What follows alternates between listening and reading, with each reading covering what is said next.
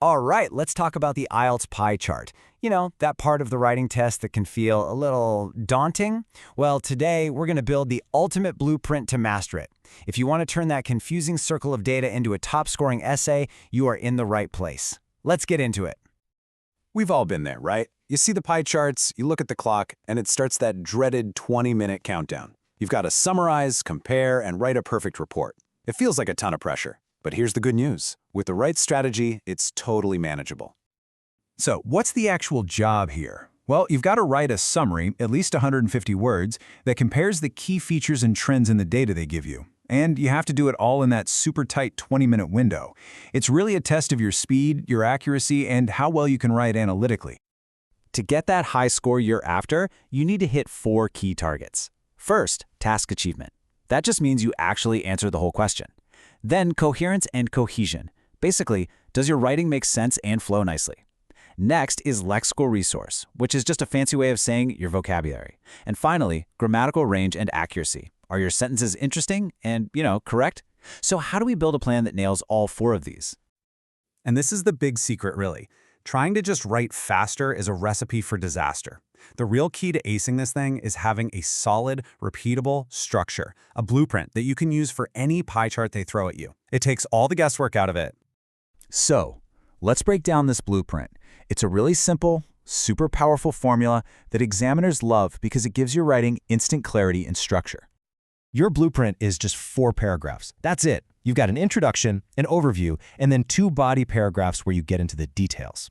This is your framework for a high-scoring response every single time. Simple, right? Now, each of these paragraphs has a very specific job. Your intro just rephrases the question in your own words. Your body paragraphs are where you dig into the data and the numbers. And you need to listen closely here because this is super important, the overview. The overview is where you summarize the main trends without using any specific numbers. Seriously, putting numbers in the overview is probably the single biggest mistake people make, and it's one we are absolutely going to avoid. Okay, so we've got our blueprint. Now it's time to fill up our toolkit. Having the right academic language is what really separates a decent response from an amazing one. So let's level up that vocabulary. So instead of saying something simple like went up, let's elevate that. How about rose sharply or increased significantly? Or if it was a really big jump, you could say it surged. See how that instantly makes your writing sound more academic and way more precise? And the same thing works for decreases. Went down is fine, but it's pretty basic. Let's upgrade that to fell sharply or declined steadily, or for a massive drop, plummeted. Using this kind of vocabulary shows the examiner you have a real command of the language. Here's another little pro tip to show off your vocabulary range. Don't just write the numbers all the time. Instead of 25%, write a quarter. Instead of 50%, write half. It's a small change, but believe me, it makes a huge difference in your final score. Now let's pop that into a full sentence. Instead of just saying the figure was 40%, you could say it accounted for 40%. Using active, powerful phrases like constituted a fifth or contributed nearly half. These are essential tools for a top-level response. All right, we have the blueprint and we have the tools. Now let's see how it all comes together. We're going to break down a real Band 9 sample answer. This is where the theory really becomes practice. Just look at this sentence. It's doing so much work in such a small amount of space. It's not just listing facts, it's comparing, it's contrasting, and it's using that powerful language we've been talking about all at the same time. So what makes this sentence so good? Well, first, it starts with the word while, which automatically creates a complex sentence and sets up a comparison. It uses that high-level vocabulary significantly and dramatically, and it clearly describes 2 opposite trends. This right here is Band 9 grammar and vocabulary in action. Here's another fantastic one. Notice the confidence, the precision.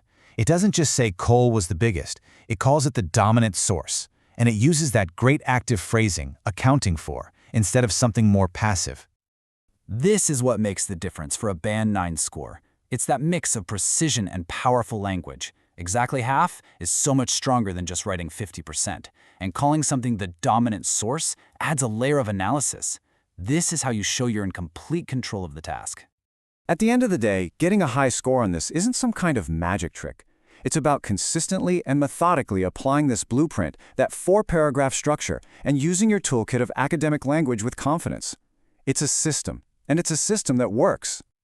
So, you've got the blueprint. You've got the tools. The only thing left to do is practice. Make this framework second nature, and you'll be able to walk into that exam room knowing you can handle whatever pie chart they give you. The question is, are you ready to start building?